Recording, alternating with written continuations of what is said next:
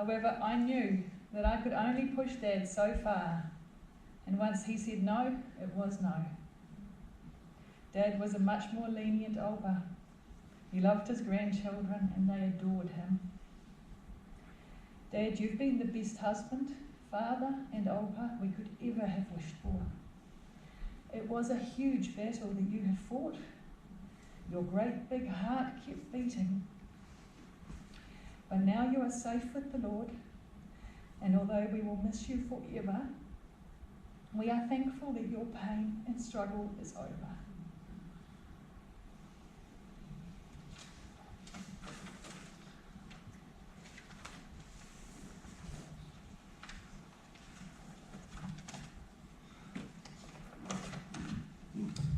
Hi, for those of you who don't know me, I'm Bert, Jaap Vethaak's eldest son. Every son has a father as a mentor, and I can easily say that I had a good one. My dad had plenty of patience, good work ethics, and very importantly, a good sense of humour.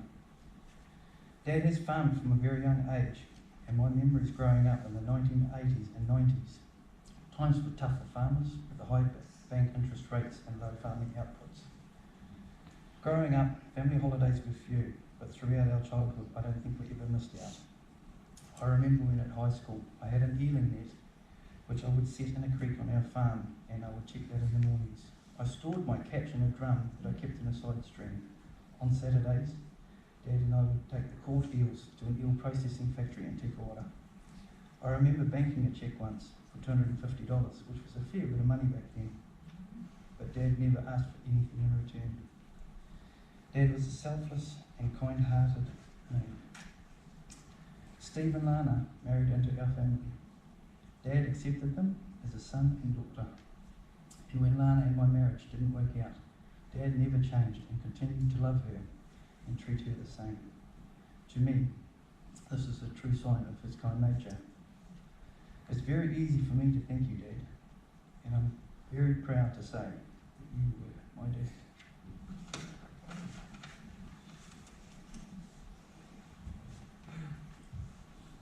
Hi, my name is Hope. I'm Dad's youngest son. Mum asked me to write things down on paper, but I've never been a man of theory. I've been always practical. I remember so much about my father, from when we were loading the container in Holland, when we immigrated to New Zealand, and then staying at later in Hank's place in Tokoroa. And it was all the little things that we missed that were in the container, and we were waiting for the ship to arrive here in New Zealand. And then Dad, he got his job here in Hamilton as a dairy farmer to learn New Zealand ways of dairy farming. We then bought the farm in Wairinga, and that's my best playground that I could have ever asked for.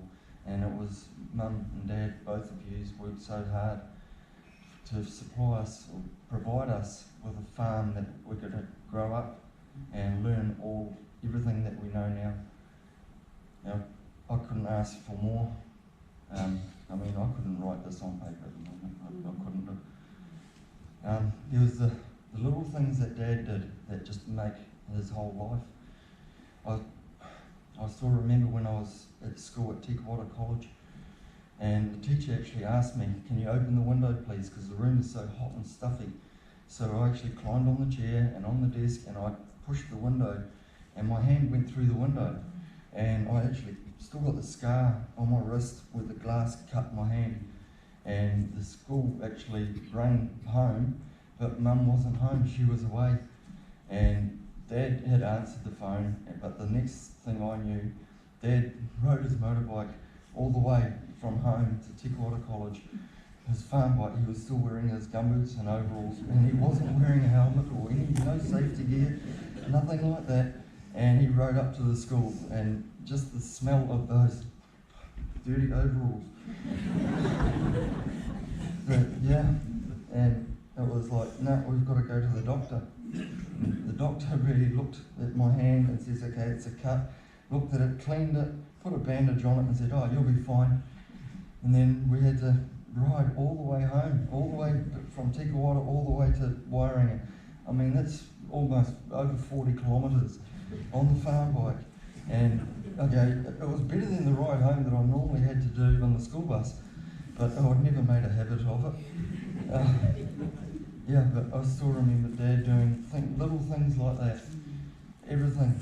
And then the day that Mum, I think it was 2 years ago, well, Boxing Day 2 years ago, when you and Dad turned up at my house and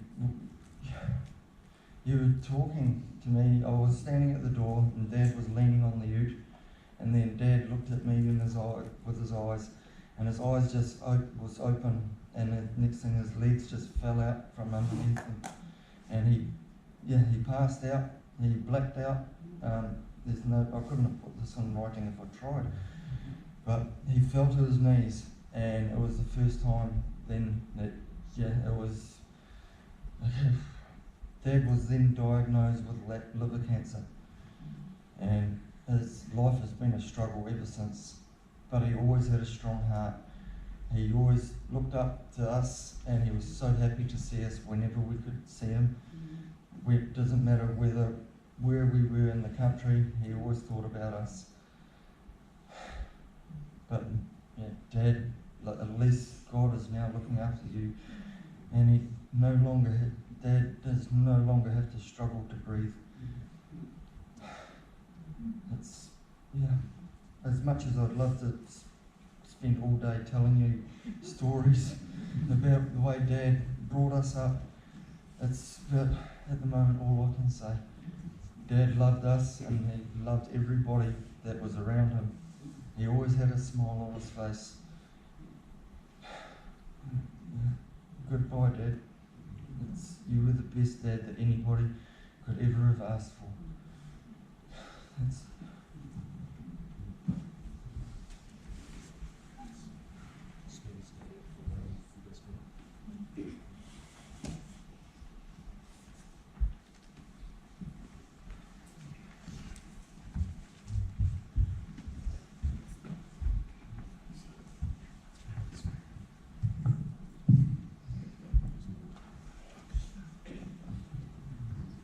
We are Luca, John T and Devon and Olpa's grandchildren.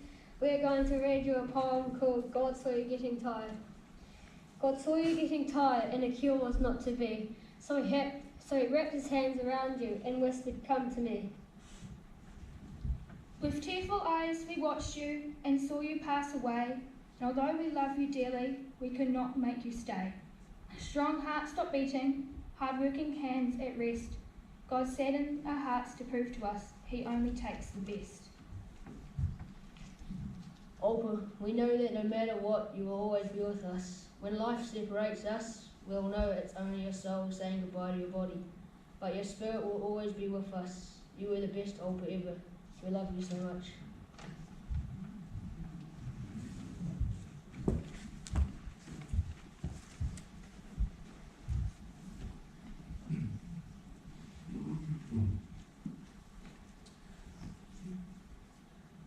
Are you coming up to speak? I'll ask Jaap and Jeltje first, or do you want Lorraine first?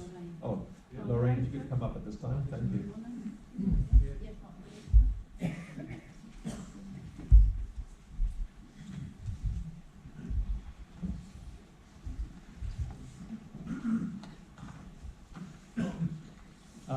Jaap is brother-in-law, and Janneke, her twin brother.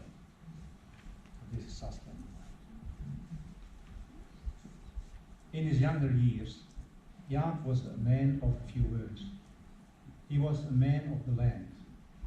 The talking he did to his cows. They all had a name.